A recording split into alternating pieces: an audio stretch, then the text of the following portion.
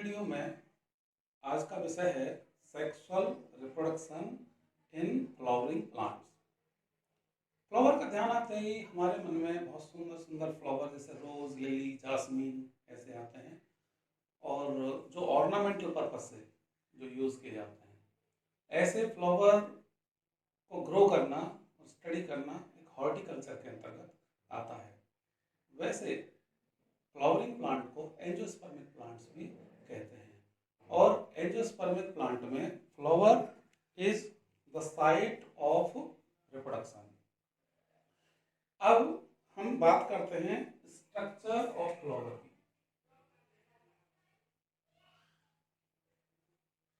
Structure of a flower generally एक flower में 4 whorl होते हैं। A flower is made up of 4 whorls और वे 4 वर्ल्स कौन से होते हैं?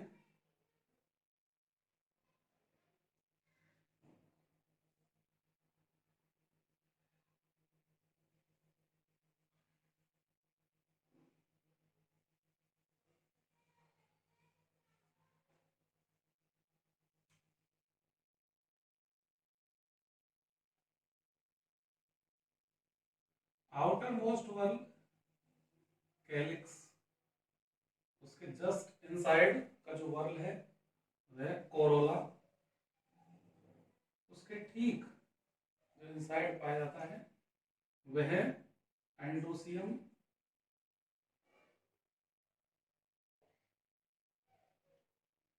और इनर मोस्ट वर्ल वह गाइनोसियम।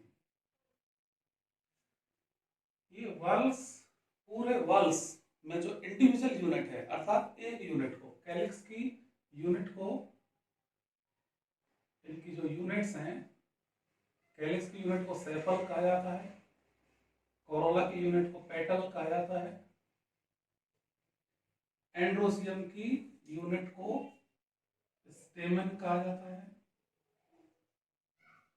और गाइनोसियम की यूनिट को स्टिल कहा जाता है। अर्थात इनकी इंडिविजुअल यूनिट हैं, उनको इस तरह से कैलिक्स की unit sepal. In other words, we can say sepals are collectively called calyx or petals are collectively called corolla. ये एंड्रोसियम वाले जो वर्ल को मेल रिप्रोडक्टिव वर्ल कहते हैं,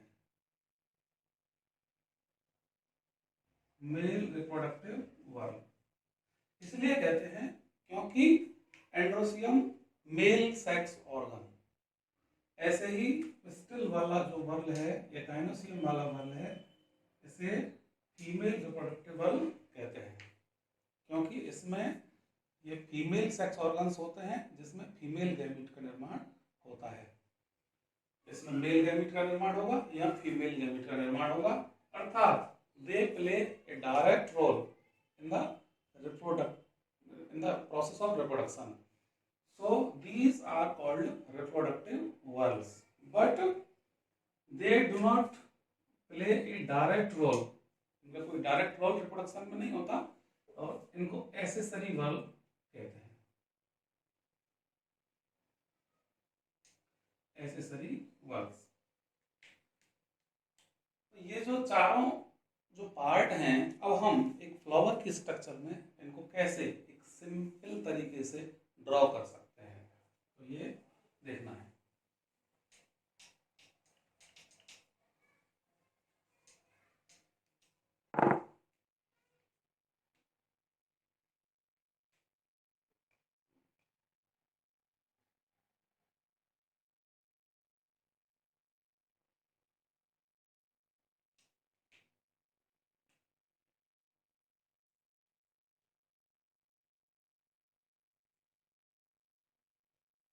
ये थैलेमस, ये पेडिसल,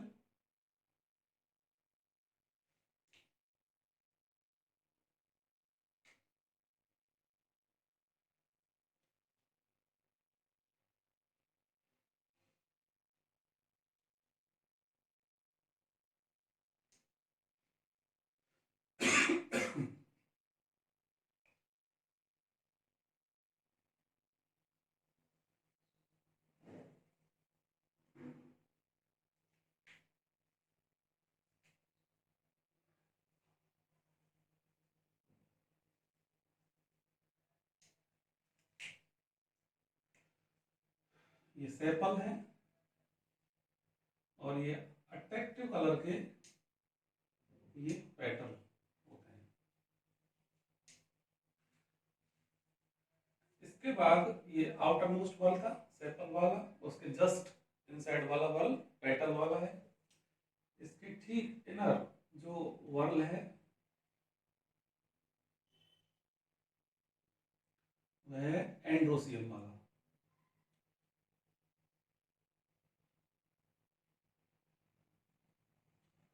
ये एंड्रोसियम वाला वर्ल है। और इनर मोस्ट वर्ल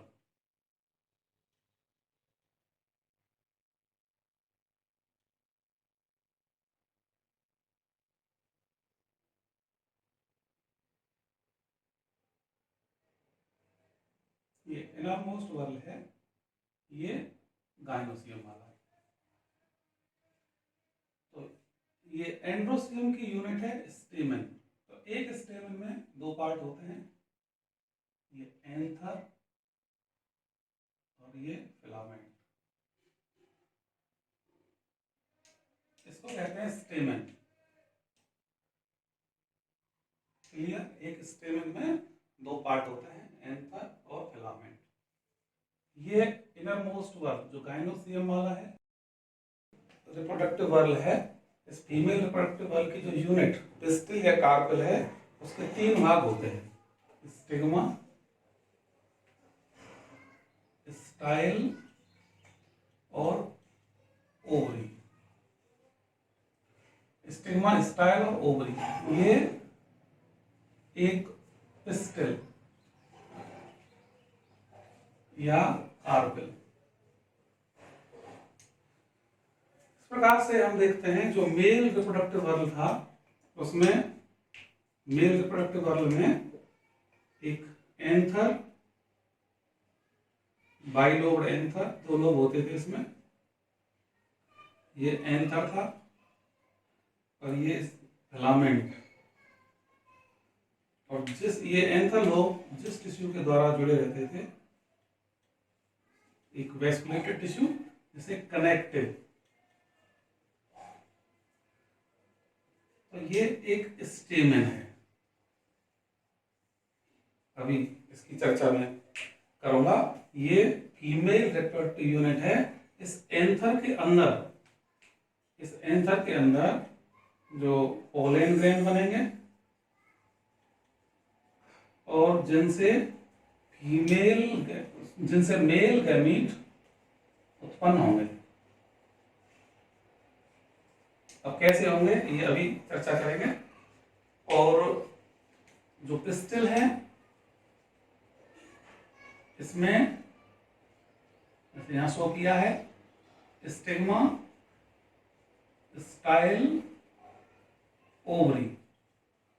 इसके तीन भाग होते हैं, एक पिस्टिल की यूनिट में, एक पिस्टिल में ये फीमेल रिप्रोडक्टिव वर्ल की यूनिट है। इस ओवरी के अंदर जो ओव्यूल पाया जाता है,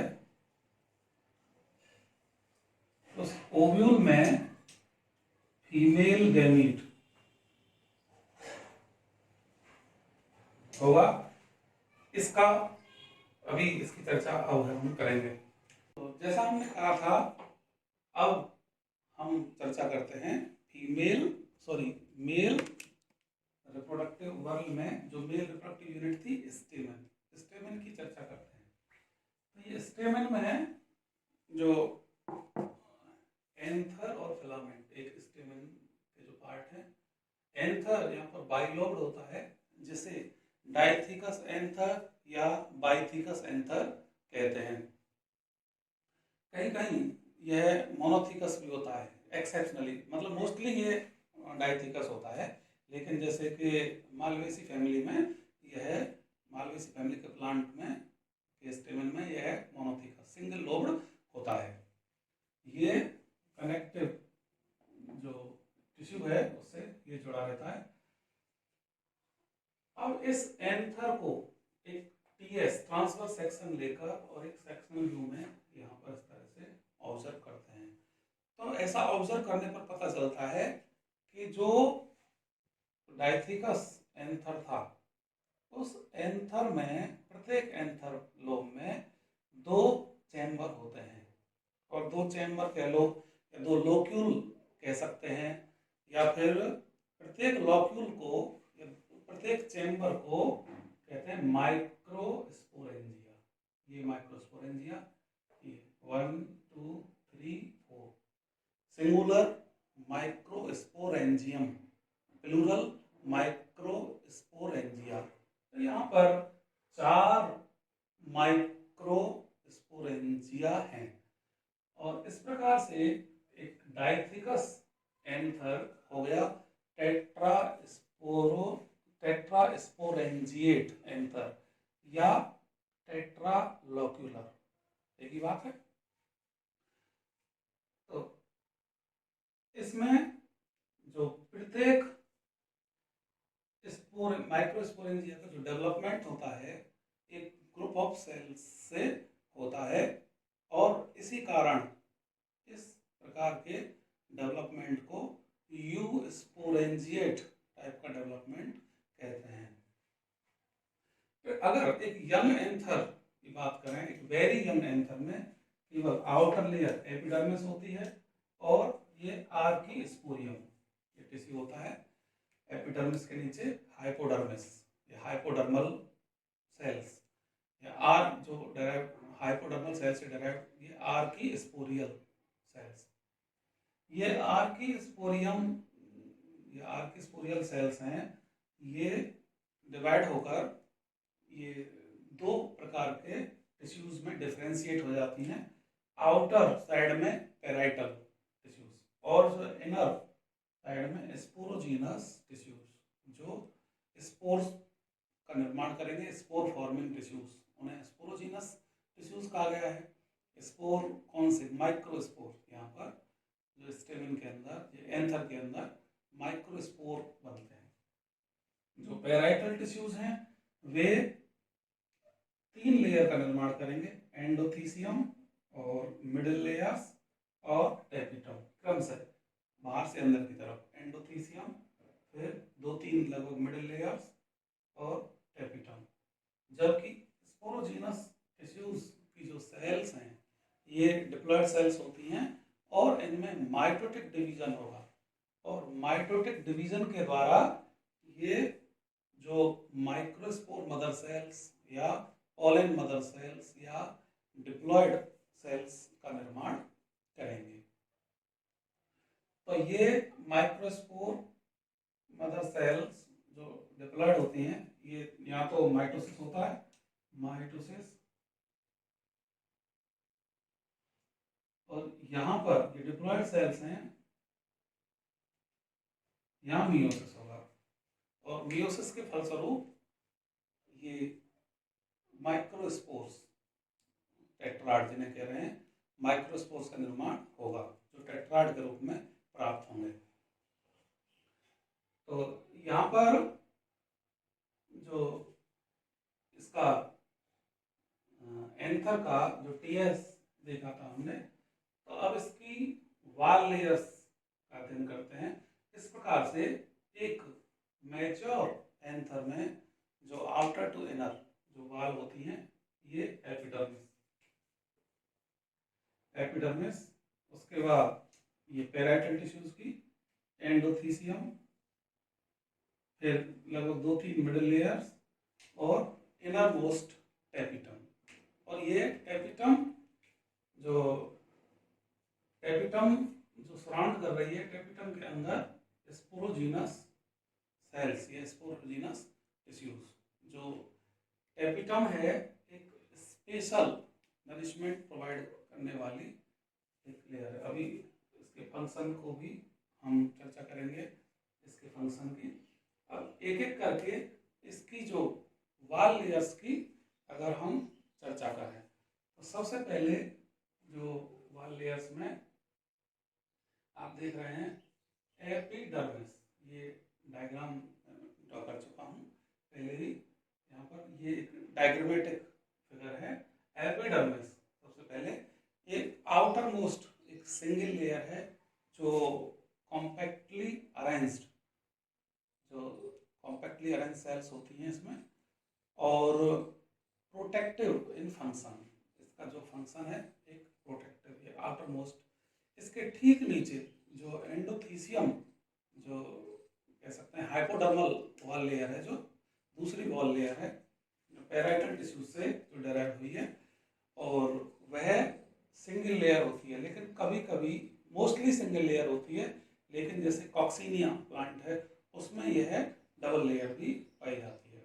इसे फाइब्रस लेयर भी कहते हैं, क्योंकि इस पर फाइब्रस की जो फाइब्रस थिकनिंग, जो कैलोस नामक पदार्थ की फाइब्रस थिकनिंग जो पाई जाती है, इसकी इनर और रेडियल वॉल्स पर थिकनिंग पाई जाती है।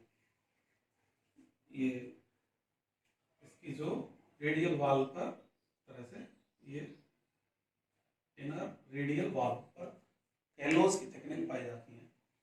यहाँ पर ये जो माइक्रोस्पोरेंजिया हैं, एक एंथर लोब में ये दो माइक्रोस्पोरेंजिया हैं, इनके बीच में एक डिप्रेशन या एक शैलो ग्रूव होती है, और यहाँ पर ये एपिडर्मल सेल्स भी और हाइपोडर्मल सेल्स भी यहाँ पर थिन वॉल्ड होती हैं। इस एरिया में ये थिन वॉल्ड सेल्स होती हैं। थिन वॉल्ड सेल्स इसलिए होती हैं जिससे कि यहाँ से डेhiscence होगा, जब ये मैच्योर हो जाएगा अर्थात माइक्रोस्पोर टेट्राड बन जाएंगे, इसमें स्पोरोजीनस सेल्स के द्वारा, पोलन मदर सेल्स के द्वारा जो माइक्रोस्पोर टेट्राड बन जाएंगे अर्थात पोलन ग्रेन बन जाएंगे, तो यहाँ से ही डेhiscence होगा, और डेhiscence होकर ये एंथर रप्चर हो जाते हैं यहाँ पर, और रप्चर होकर और पोलन ग्रेन को या माइक्रोस्पोर को रिलीज कर देते हैं। तो ये तो यहाँ पर एपिडर्मिस के नीचे ये जो एंडोथीसियम के बारे में चर्चा करते हैं। अब मिडिल लेयर्स, लगभग 2 to 3 ये मिडिल लेयर्स होती हैं। ऐसा माना जाता है कि ये एफिमरेल्स, एपिमरेल्स कह सकते हैं, क्या कहेंगे एपिमरेल्स में, शॉर्ट लिविंग ये होती हैं, और जो पोलन मदर सेल से मियोसिस होती है तो अर्ली मियोसिस के दौरान ये क्रस्ट हो जाती हैं, और ये एक स्टार्च ग्रेन को स्टोर करने का काम भी करती हैं। तो इस प्रकार से ये 2 से 3 जो मिडिल लेयर्स हैं, ये ठीक एंडोथीसियम के ठीक नीचे, मैंने ये 2 बनाई हैं, 2 या 3 हो सकती हैं। इसके ठीक नीचे जो इनर मोस्ट जो लेयर आप देख रहे हैं वह टेपिटम है। टेपिटम एक विशेष प्रकार की एक नरिशमेंट प्रोवाइड करने वाली लेयर है, जो पूरी तरह से दैट कंप्लीटली सराउंड, ये completely surround the sporogenous tissues या स्पोरोजीनस सेल्स को, ये टेपिटम देखिएगा पूरी तरह से सराउंड कर रही है। और इस टेपिटम का जो फंक्शन ऑफ टेपिटम के फंक्शन की बात करें तो पहला इसका इम्पोर्टेंट फंक्शन तो यही है कि यह नरिशमेंट प्रोवाइड करती है, विशेष प्रकार की लेयर है जो नरिशमेंट प्रोवाइड करने वाली, जो स्पोरोजीनस सेल्स को और या फिर जो माइक्रोस्पोर मदर सेल्स और यंग माइक्रोस्पोर सभी को यह नरिशमेंट प्रोवाइड करती है।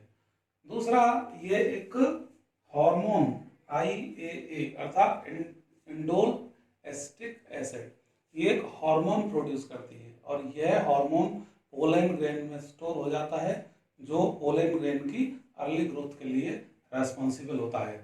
तीसरा, ये टेपिटम कैलेज एंजाइम प्रोवाइड करती है, और इट प्रोवाइड कैलेज एंजाइम। ये कैलेज एंजाइम क्या करेगा, जो माइक्रोस्पोर टेट्राड हैं, ये जो माइक्रोस्पोर टेट्राड इस तरह से इनके ये जुड़े होते हैं आपस में कैलोज के द्वारा। इस कैलोज एंजाइम को डिसॉल्व करके, ये कैलेज क्या है, कैलेज इस कैलोज पदार्थ को डिसॉल्व कर देगा, और ये माइक्रोस्पोर अलग अलग हो जाएंगे। ये माइक्रोस्पोर टेट्राड जो कैलोज पदार्थ के द्वारा आपस में जुड़े हुए थे, चिपके हुए थे, ये कैलेज एंजाइम क्या करेगा, उसको डिसॉल्यूशन कर देगा, डिसॉल्व कर देगा, और इस प्रकार से ये माइक्रोस्पोर्स अलग अलग हो जाएंगे। और एक फंक्शन इसका पोलन किट का निर्माण करना। जो टेपिटल लेयर है यह entomophilous pollen grain, entomophilous pollen grain जानते हैं आप, एंटोमोफिलस पोलन ग्रेन का मतलब कि जिन प्लांट में जो इंसेक्ट द्वारा पोलिनेशन होता है तो उनकी जो पोलन ग्रेन को एंटोमोफिलस पोलन ग्रेन कहते हैं। तो एंटोमोफिलस पोलन ग्रेन के चारों ओर एक कवरिंग बना देती है, ये जो पोलन ग्रेन के चारों ओर एक कवरिंग बना देती है पोलन किट। यह फैट और जो कैरोटीनॉइड सब्सटेंस की ये जो कवरिंग है पोलन किट, इसकी दो फंक्शन है इसके। पोलन किट दो प्रकार से काम में आता है। एक तो यह इंसेक्ट अट्रैक्टेंट के रूप में कार्य करता है, अर्थात इंसेक्ट को अट्रैक्ट करने के लिए पॉलिनेशन में हेल्प करता है। और दूसरा यह अल्ट्रा वायलेट रेज से रक्षा करता है पोलन ग्रेन की, यूवी रेज से। तो ये एपिटम के फंक्शन थे। अब ये जो स्पोरोजीनस टिश्यूज, जैसा अभी पहले भी हम चर्चा कर चुके हैं, पोलन मदर सेल माइटोसिस के द्वारा निर्माण किया। पोलन मदर सेल के द्वारा जो माइक्रोस्पोर का निर्माण होता है इसे कहते हैं माइक्रोस्पोरोजेनेसिस। माइक्रोस्पोरोजेनेसिस माइक्रोस्पोरोजेनेसिस में पोलन मदर सेल या माइक्रोस्पोर मदर सेल कह सकते हैं, उसके द्वारा माइक्रोस्पोर का निर्माण होना। माइक्रोस्पोर को पोलन ग्रेन कह सकते हैं। तो एक पोलन मदर सेल से और 4 माइक्रोस्पोर का निर्माण होता है।